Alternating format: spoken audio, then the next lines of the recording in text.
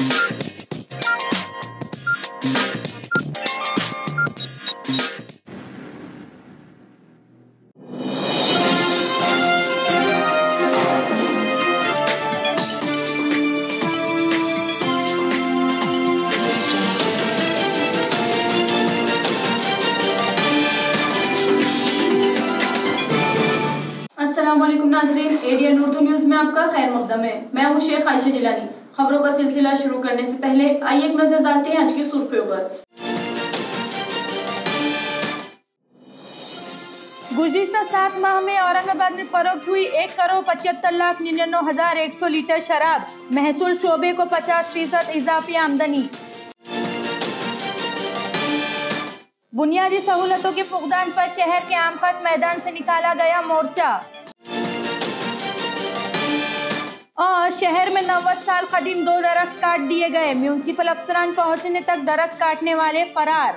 अब खबरें तफसील से। औरंगाबाद शहर समेत देही इलाकों में गुज़िश्ता 7 माह में रिकॉर्ड शराब फरोख्त हुई है। औरंगाबाद के शहरियों ने 1,75,99,100 लीटर शराब पी है। इस तरह से शराब से फरोख्त के जरिए 50% महसूल का इजाफा हुआ है। औरंगाबाद जिल्ह्यामध्ये यावर्षी एकूण 5,200 कोटीचा टार्गेट आहे।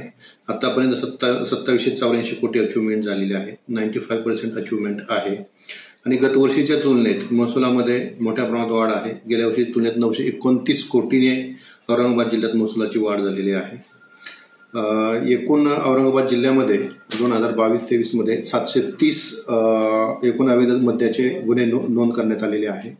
त्यामध्ये 3,22,89,668 रुपयाचा मुद्देमाल जप्त करण्यात आलेला आहे। तसेच ज्या ठिकाणी अवैधरित्या महाराष्ट्र दारूबंदी कायदा 1949 चे कलम 68 अंतर्गत अवैधरित्या ढाब्यांवरती लिकर कंझ्युम करण्यासाठी दिली जाते, त्या ठिकाणी आम्ही 68 अंतर्गत कारवाई करतो आणि ज्या ठिकाणी ग्राहक लिकर कंझ्युम करत असतील तर त्या ठिकाणी 84 अंतर्गत कारवाई करतो।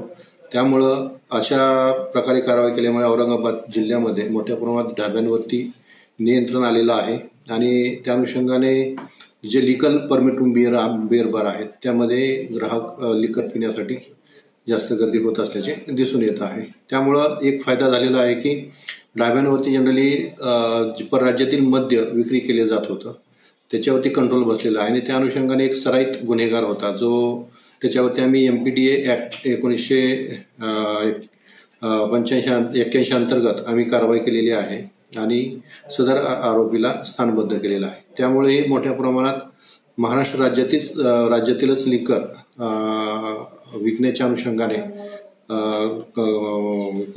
विकली जात आहे आणि महसुलामध्ये वाढ होत आहे। नागरिकांना आवाहन करतो की ज्या ठिकाणी शासन मान्य असं मद्याची दुकान आहेत, फॉर एक्झाम्पल देशी दारूचं दुकान किंवा वाईन शॉप्स किंवा परमिट रूम बिअर बार असतील अशा ठिकाणीच मद्य खरेदी करा अथवा मद्य पिण्यासाठी परमिट रूम बिअर बारमध्ये त्याचा वापर करावा। अवैधरित्या मद्य ज्या ठिकाणी विक्रीत होत असेल त्याच्या अनुषंगाने जर कुठे विक्री होत असेल तर राज्य उत्पादन शुल्क विभागाशी संपर्क साधावा जेणेकरून त्या ठिकाणी कारवाई केली जाईल। नगर राजनगर में बुनियादी सहूलतों के फुकदान की मजम्मत में शहरियों के मसाइल पर आम खास मैदान से म्यूनिसिपल कॉर्पोरेशन ऑफिस तक मोर्चा निकाला गया। आज आम्ही मुकुंदवाडी परिसरातील मुकुंदनगर इथून आज बहुसंख्य विराट मोर्चा आम्ही काढलेला आहे। कारण आमचं मुकुंदनगर हा परिसर जवळपास 20 ते 25 वर्ष झाले वसलेला आहे।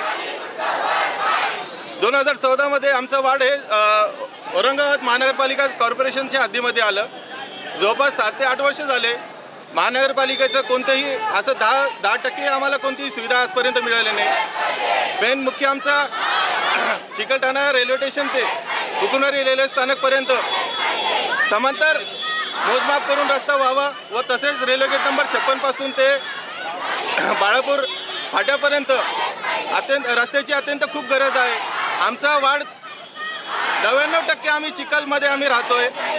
एवढंच आमचं म्हणणं आहे की सगळ्या महानगरपालिकांनी आम्हाला जेवढं शक्य होईल तेवढं आम्हाला आमच्याकडे विशेष लक्ष देऊन आमच्या मागासलेल्या वार्डासाठी काहीतरी चांगले करावे एवढेच आमच्या मागणीसाठी मी आलेलो आहे। हा विलादाना आम्हाला स्थानिक नागरिकांना मुकुंदनगर राजनगर भागातील नागरिकांना मोर्चा काढण्यास भाग पाडलं। त्याचं कारण आम्हाला कुठलीही मूलभूत सुविधा नाही, आम्हाला मूलभूत सुविधा पाहिजे। नळ असो, स्मशानभूमी असो, आरोग्य केंद्र असो, पोलीस चौकी असो, अवैध धंदे बंद झाले पाहिजे। या सगळ्या गोष्टी मागण्यासाठी आम्ही रेल्वे गेट 56 इथून महापालिकेवर सगळं हमखास मैदान इथून जमलो आणि महापालिकेवर मोर्चा नेते। तसेच आमच्या रेल्वे गेट 56 ते झेंडा चौक एवढ्या जाग्यामध्ये आम्हाला एक भुयारी मार्ग झाला पाहिजे, कारण आमच्या गाड्या चोरीला जातात, पेट्रोल चोरीला जातात, त्याची कोणी दखल घेत नाही। आमची परिस्थिती नाजूक आहे, कामगार वर्ग आहे, मुकुंदनगर राजनगर भागामध्ये आमचे आवाज कोणी ऐकायला तयार नाही, म्हणून आम्हाला नाविलाजानं मोर्चा काढायला भाग पडलेला। सर्वाधिक दुखी कष्टी असा जर कोणता वार्ड असेल तर तो म्हणजे मुकुंदनगर राजनगर वार्ड आहे। त्याचं कारण म्हणजे या वार्डाला मुख्य शहराशी जोडणारा एकही रस्ता अस्तित्वात नाही। एकीकडे स्मार्ट सिटी आहे, मेट्रो यायला लागली आणि आमच्या वार्डामध्ये सगळीकडे नुसतं चिखल चिखल चिखल आहे। आमची आता बोर्ड आहे, चिखल आमच्या घरादारांना, आमचा वार्ड चिखलदरा। आम्हाला लाज वाटते त्या वार्डामध्ये राहण्याची, आम्हाला लाज वाटते या लोकप्रतिनिधींना निवडून दिलं याची। कारण का कुठलीही सुविधा आम्हाला मिळालेली नाही। काँक्रीटचा रोड सगळ्या ठिकाणी, काँक्रीटचे रस्ते बनते, आमचा वार्ड दिसला नाही काँक्रीटसाठी। येतो निधी जातो कुठे आम्हालाच पत्ता लागत नाहीये। कळकळीचं आव्हान आहे आणि विनंती आपल्या माध्यमातून की या सगळ्या लोकांना तळतळू नका, कारण वार्ड हा कष्टकऱ्यांचा आहे, श्रम घाम गाळणाऱ्यांचा आहे। इथं ब्लॅक मनी निर्माण करणाऱ्यांचा वार्ड नाहीये, रोज कमावतात आणि खातात, म्हणून या लोकांची आणखी परीक्षा पाहू नका। आता लोक रस्त्यावर उतरलेत, आज रस्त्यावर उतरलेत, ही एक चेतावणी आहे। ही आंदोलनाच्या माध्यमातून दीर्घकालीन आंदोलन या ठिकाणी सुरू राहणार आहे। हे पहिलं आंदोलन आहे की आज आम्ही मोर्चासाठी आलो। नळ असतील किंवा स्ट्रीट लाईट असतील, काँक्रीटचे रस्ते असतील, शहरामध्ये वेगवेगळ्या प्रकारचे रस्ते तयार करण्यात आले, पण आमच्या तिकडे परिसरामध्ये राजनगर आणि मुकुंदनगरमध्ये कुठल्याही प्रकारचा एकही रस्ता करण्यात आलेला नाही। तर माझी महानगरपालिका प्रशासनाला आमच्या नागरिक कृती समितीच्या वतीने विनंती आहे की 15 दिवसाच्या आत जर रस्ता झाला नाही तर हा सगळे नागरिक कृती समितीच्या वतीने आमरण उपोषण करण्याचा आम्ही या ठिकाणी इशारा देत आहोत। रियासती हुकूमत की मिल्कियत के 90 साल कदीम 2 दरख्त तोड़ दिए गए। म्युनिसिपल अफसरान के पहुंचते ही दरख्त तोड़ने वाले फरार हो गए। अंदाजे सकाळी 5:30च्या दरम्यान मला फोन आला कॉर्पोरेशनचे पाटील साहेब, आणि इथं झाडं तोडण्यात येत आहेत आणि लवकर पोचा म्हणे। मग मी सौजन्यनगरला होतो, तिथून इथंपर्यंत येईपर्यंत ह्या लोकांनी सामान वगैरे घेऊन पळून गेले आणि आल्यानंतर जे हे जागेचा दावा करतात की ती माझी जागा आहे असे त्यांनी फोन नंबर वगैरे लिहिलेला आहे याच्यावर, काळे साहेब आहेत।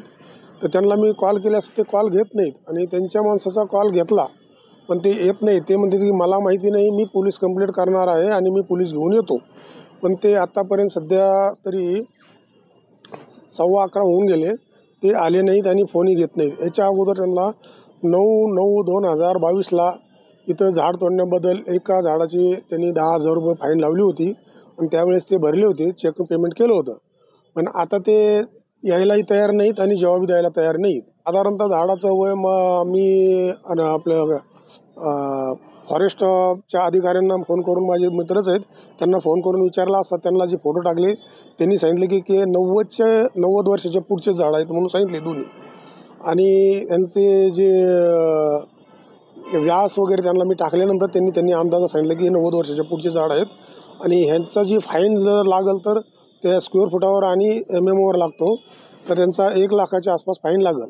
तसं त्यांना मी बोललो असतं, ते मालक यायला तयार नाहीत। म्हणजे ते अतिक्रमण केलेलं आहे, ते मालक म्हणताच येणार नाही त्यांना। आता आम्ही मनपाचे कॉर्पोरेशन आणि फॉरेस्ट यांनी आपले गार्डनचे अधिकारी पाटील साहेब यांच्या थ्रू आम्ही लेटर टाईप करून आणलेले आहे।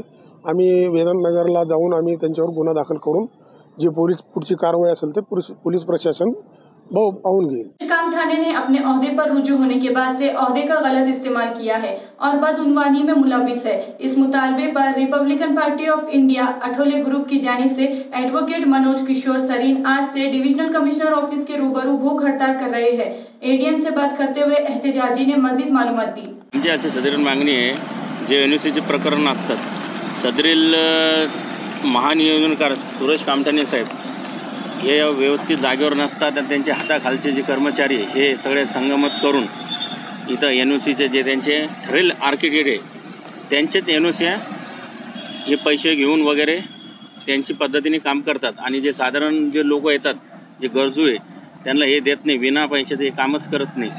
आणि काही प्रकरणांमध्ये असे आमच्या हातात पुरावे आलेले, काही प्रकरणांमध्ये यांनी हाय टेन्शन गेलेले, त्या जागेची पण यांनी न पाहणी करता NOC दिलेले आहे. काही आर्किटेक्ट आहे, फक्त ठराविक आर्किटेक्ट 100 फायलीमधून 90 फायली त्याच आर्किटेक्टचे होतात. त्याचं पण कारण आम्ही खूप 1 वर्षापासून आम्ही साहेबांना पण विनंती केली त्याची चौकशी करा. आत्तापर्यंत एक वर्ष चौकशी झालेली नाही या गोष्टीची. आणि इतके बेरोजगारी वाढले. आता NOC लवकर मिळाले तर कंपन्या चालू होतात आणि बेरोजगारी बंद होईल त्याच्यामुळं. पण यांचं काय दुर्लक्ष, हे ज्यांना 2 पैसे ज्याच्याकडून मिळाले त्यांचे NOC पास करतात आणि त्यांना परवानगी देतात. याची माननीय आयुक्त साहेबांनी, विभागीय आयुक्त साहेबांनी सखोल चौकशी करून तेच ते समिती बसून लवकरात लवकर आम्हाला अहवाल देण्यात यावा आणि सदरील कामठाणे साहेबावर निलंबनाची कारवाई करण्यात यावी. अब वक्त हो चला है मुख्तसर से वक्फे का. वक्फे के बाद फिर मुलाकात होंगी. आप देखते रहिए ADN उर्दू न्यूज. अरे तात्या, या बसा.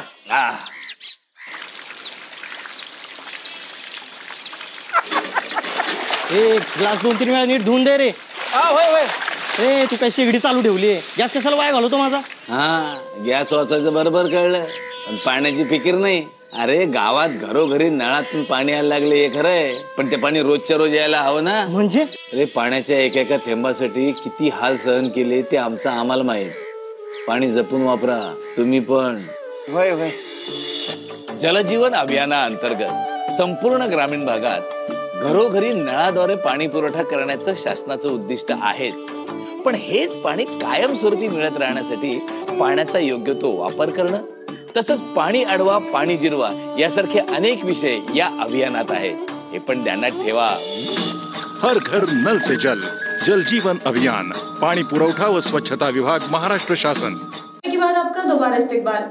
औरंगाबाद म्यूनिसिपल कॉर्पोरेशन के रूबरू आज रमई नगर हरसुल इलाके की म्यूनिसिपल कॉर्पोरेशन हुदूद में बोगस प्लॉट फरोख्त करने के खिलाफ और शहरी मसाइल पर धरना एहतजाज किया गया.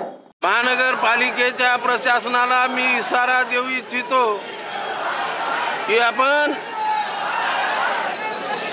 जे प्लॉट विक्री करणारे जे काही कर्मचारी आहेत यांना तात्काळ बडतर्फ करण्यात यावं. रमाई नगर मध्ये पाण्याच्या टाकी बनवून त्या ठिकाणी नळ कनेक्शन करण्यात यावं. सिमेंट रस्ते तयार करून ड्रेनेज लाईन टाकण्यात यावी. समाज मंदिर बांधून देण्यात यावं. औरंगाबाद शहरामधील सलम एरियामधील ड्रेनेजचा प्रश्न आहे. 8 दिवसाला पाणी येत नाही. नागरिक परेशान आहेत. 3 दिवसामध्ये नागरिकांना पाणी देण्यात यावं. ड्रेनेज लाईन ज्या जुन्या झालेल्या आहेत, चोकाप होत आहेत, त्या नवीन टाकण्यात यावेत. नागरिकांना टॅक्स जास्त लावला गेलेला आहे तो कमी करण्यात यावं. रमाई आवास योजनेचे जे काही थकीत अनुदान आहे ते तात्काळ बँकेच्या खात्यामध्ये जमा करण्यात यावं. अशा विविध मागण्याच्या संदर्भामध्ये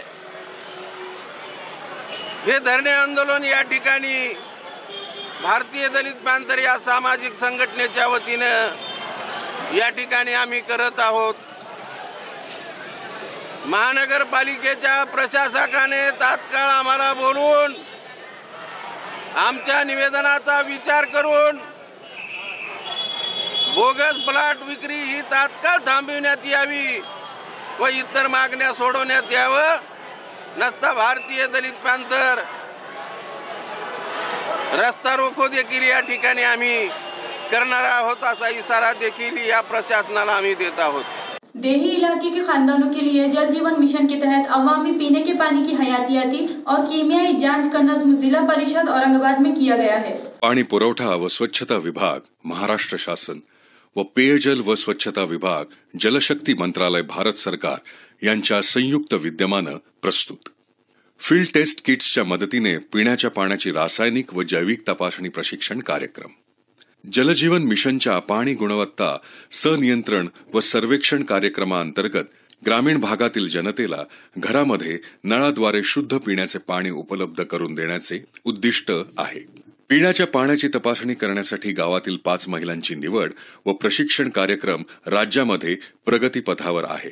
गावातील 5 प्रशिक्षित महिला व जलसुरक्षक यांच्या मार्फत फील्ड टेस्ट किट्सच्या मदतीने पिण्याच्या पाण्याची तपासणी करण्यात येणार असल्याने पाण्याची गुणवत्ता समजणार आहे.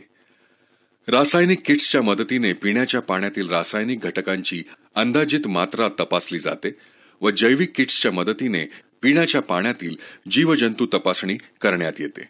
फील्ड टेस्ट किट्सच्या तपासणीमध्ये पिण्याचे पाणी दूषित आढळल्यास सविस्तर तपासणीसाठी पाणी नमुने जलसुरक्षकांमार्फत नजीकच्या भूजल सर्वेक्षण आणि विकास यंत्रणेच्या प्रयोगशाळेत पाठवावे.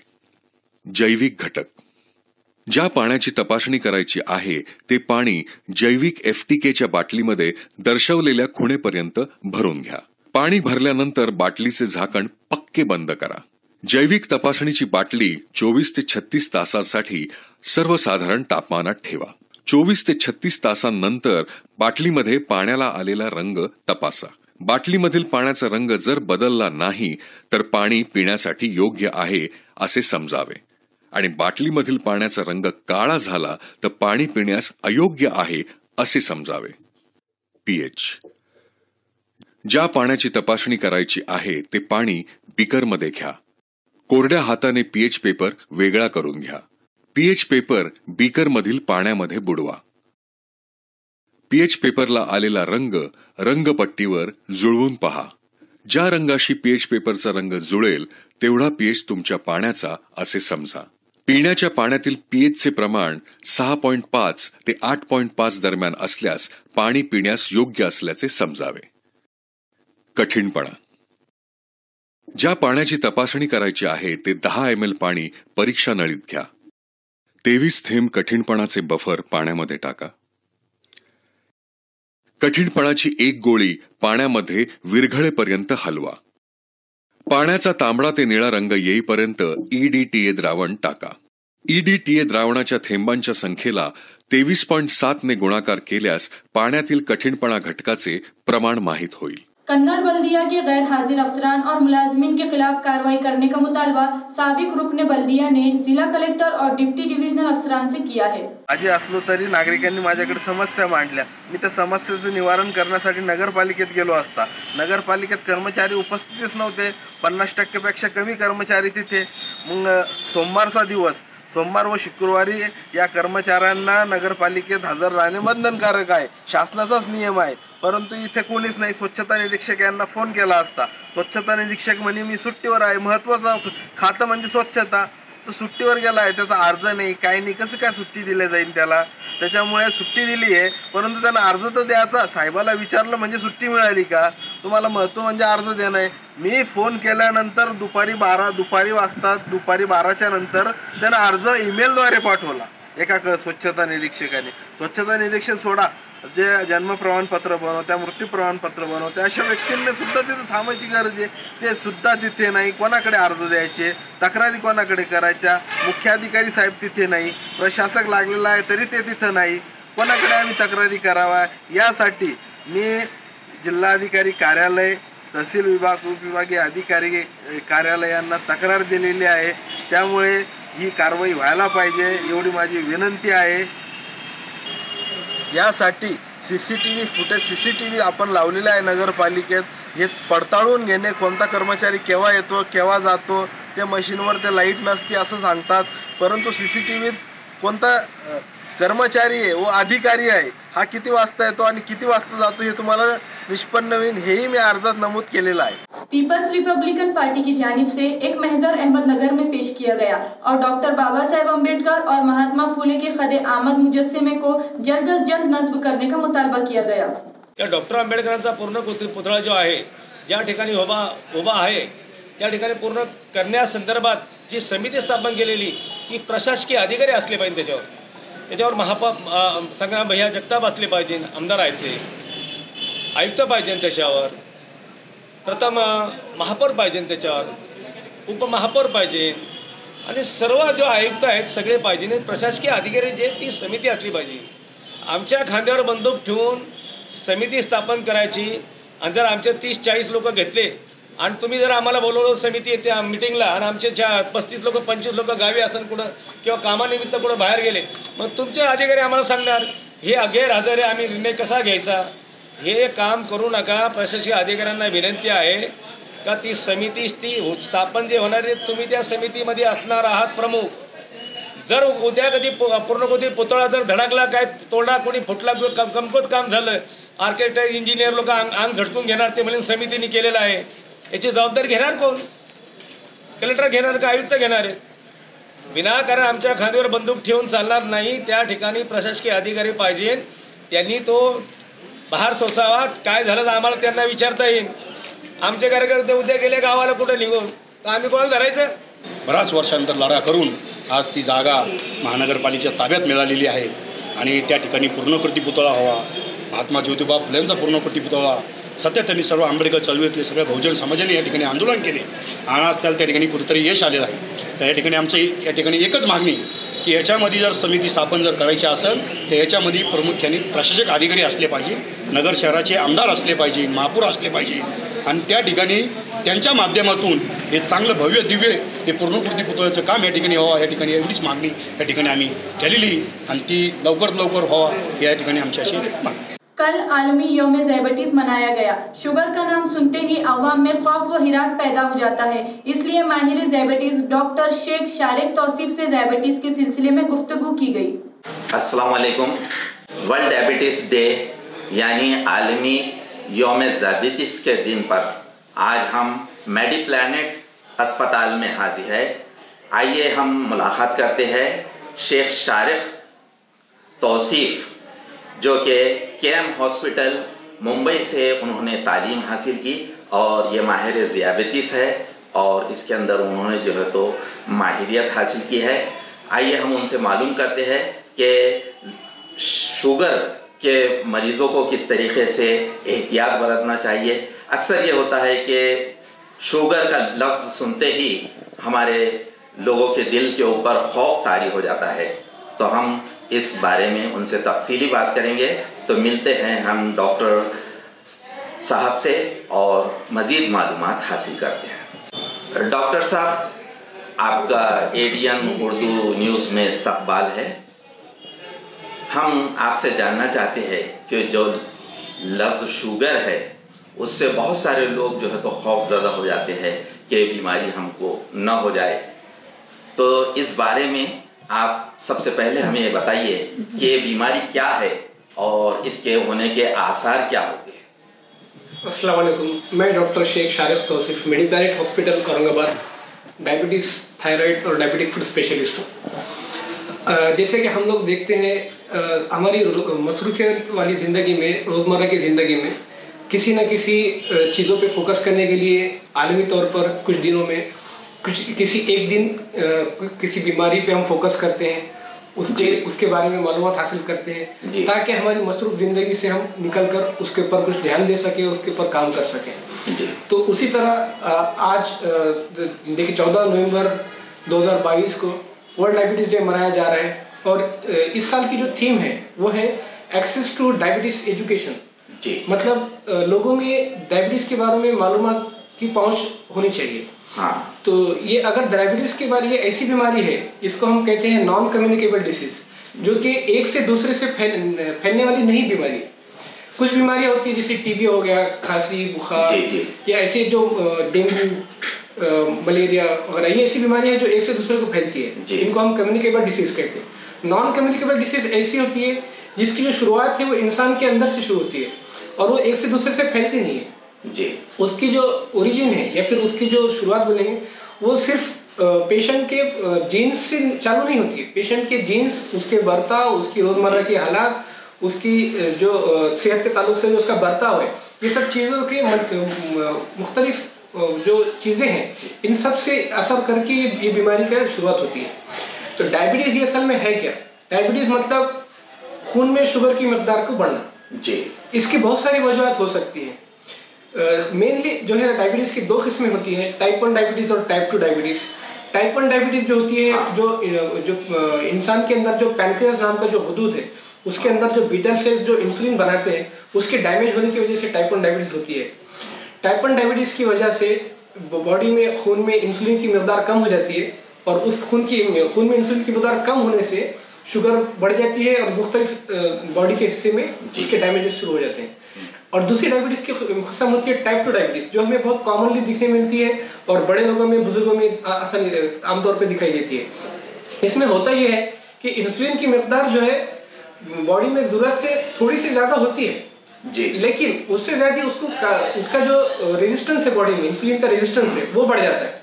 उसकी बहुत सारी वजूहत है, मोटापा है, सीडेंटरी लाइफस्टाइल है जी, और ब्लड प्रेशर का होना, बहुत सारे मेटाबॉलिक कॉम्प्लिकेशंस का साथ में रहना, इसकी वजह से ये टाइप 2 डायबिटीज होता है। बहरहाल जो डायबिटीज शुगर में हो रहा है, खून में जो शुगर की मकदार बढ़ रही है, तो खून बॉडी में हर जगह जा रहा है, हर उज़्व में जा रहा है, उसकी वजह से बॉडी में हर जगह पर उसका डैमेज होते रहता है जी। कुछ जगह की जो नसें हैं, खून की जो नसें कमजोर होती है, वो पहले उस पर बुरा असर पहले पड़ता है, किसी पे कुछ दिनों के बाद पड़ता है जी। ये बीमारी जो ऐसी एक दिन में मारने वाली बीमारी नहीं है, इसको हम स्लो पॉइजन कह सकते हैं जी जी।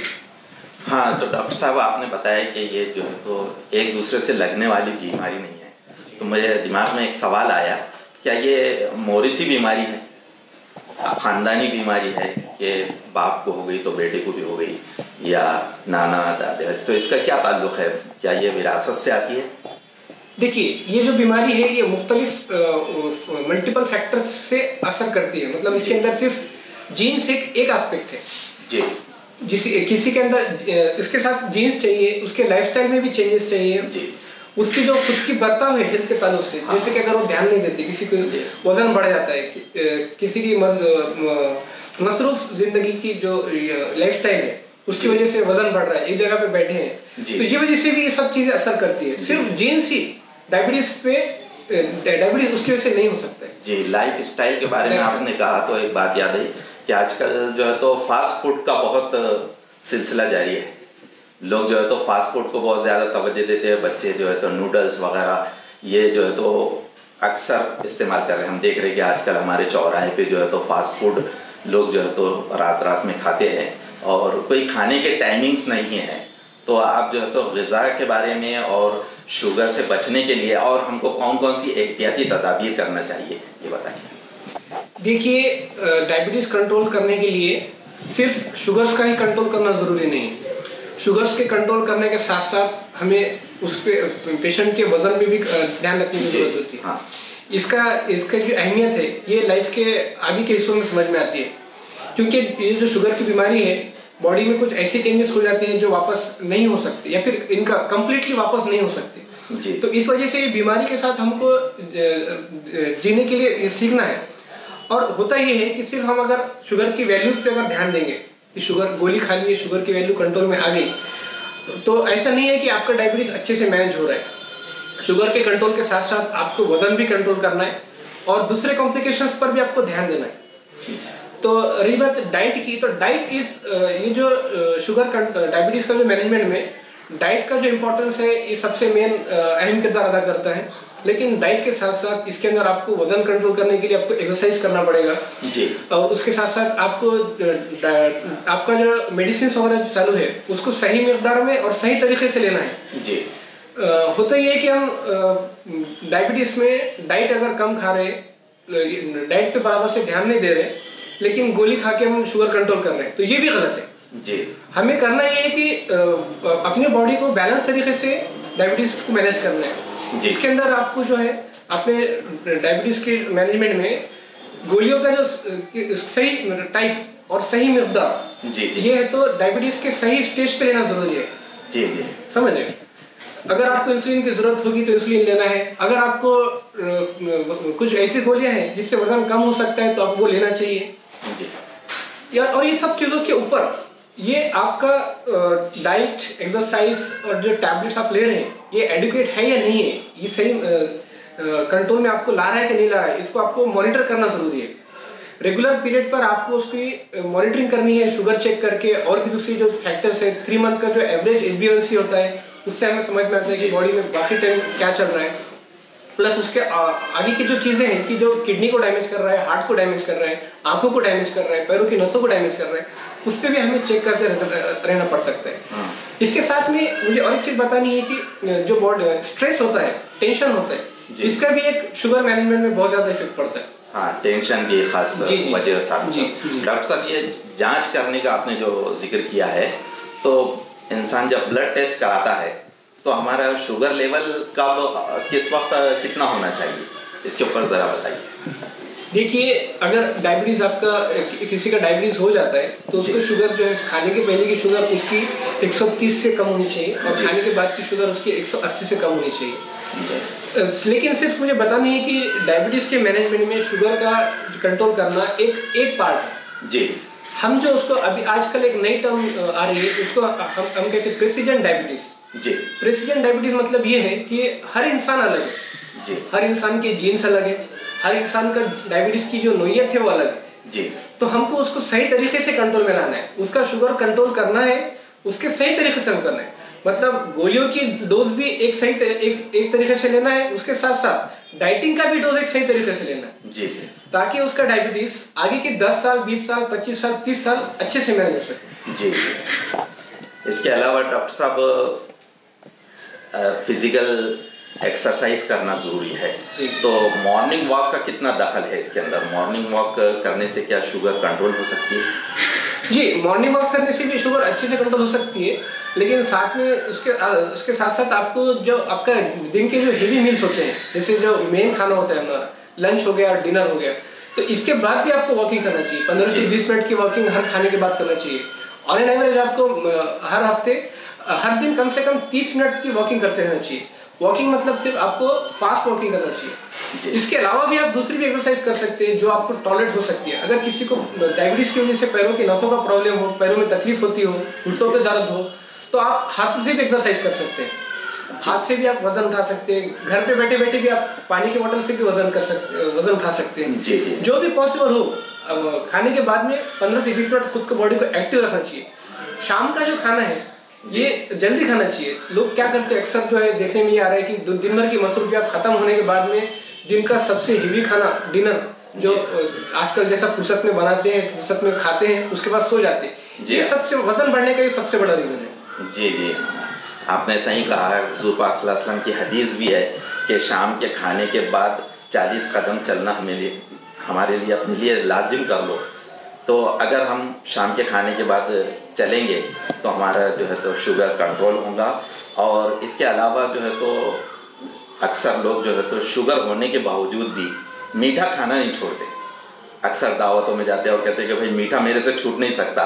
तो ऐसे पेशेंट्स को आप जो है तो क्या पैगाम देंगे?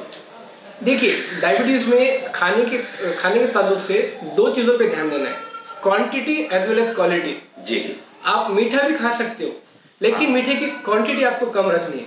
उसके साथ साथ जिस दिन आपने अगर मीठा खा लिया तो आपको बाकी डाइट के चीज़ों में आपको उसकी कसर पूरी करनी है। जी, समझ लो। अगर आपको दावत में जाना है, आप दावत में जा रहे हैं लेकिन आप परहेज नहीं कर पा रहे, तो आपको उस पर क्वांटिटी पे ध्यान देना है। जी, आप कोई ऐसी चीज जो डायबिटीज में अलाउड है, जो आपको परमिशन दे सकते हैं कि आप खा सकते हैं, लेकिन उसकी क्वांटिटी आप अगर बहुत ज्यादा खा रहे हैं तो उसकी कोई मतलब नहीं होगा। जी, तो क्वांटिटी और क्वालिटी दोनों भी इम्पोर्टेंट है। जी, और सवाल है कि इंसुलिन लेते हैं तो ये इंसुलिन लेने से क्या शुगर कंट्रोल रहती है, या इंसुलिन जिसको लग गया तो फिर वो ताहयात उसको लेना है?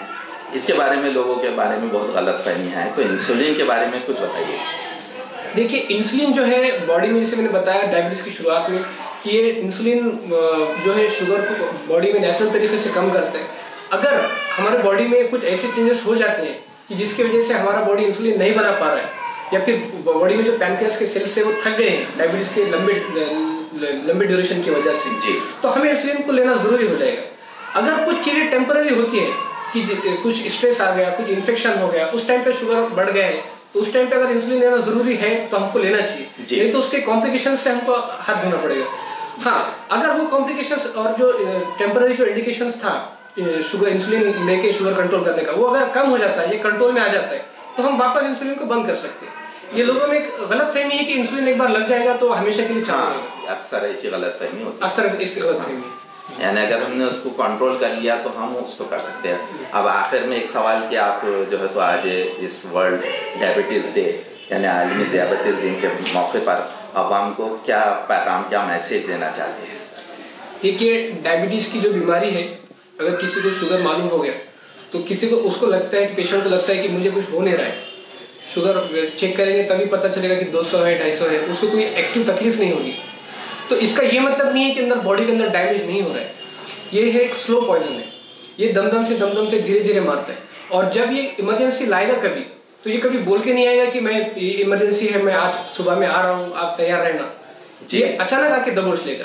हाँ। और ये बॉडी के इंपॉर्टेंट ऑर्गन्स जैसे कि दिमाग हो गया, दिल हो गया, किडनी हो गई, पैरों की नसें हो गई, आंखों का पर्दा हो गया, और भी जहां पर भी ब्लड जा रहा है एक्चुअली, तो वहां पर हर चीज को डैमेज करते चल रहा है। और पैरों की नसों का जो है इलाज है, ये इसका शुरुआत जो होती है वो डायबिटीज की शुरुआत में ही समझ में आती है।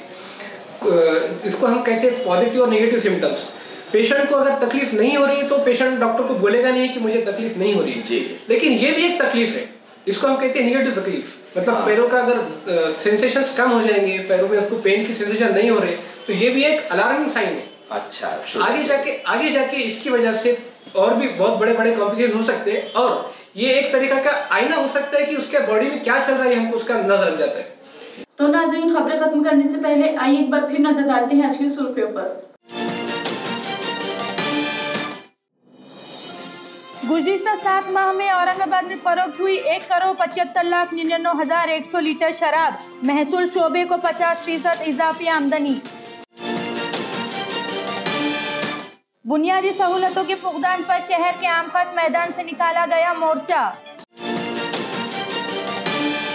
और शहर में 90 साल कदीम 2 दरख्त काट दिए गए, म्यूनिसिपल अफसरान पहुंचने तक दरख्त काटने वाले फरार। तो ये थी आज की खबरें। कल फिर मुलाकात होंगी कुछ और नई खबरों के साथ। तब तक के लिए अपना ख्याल रखें और देखते रहिए ADN उर्दू न्यूज़, आवाज़ हर दिल की।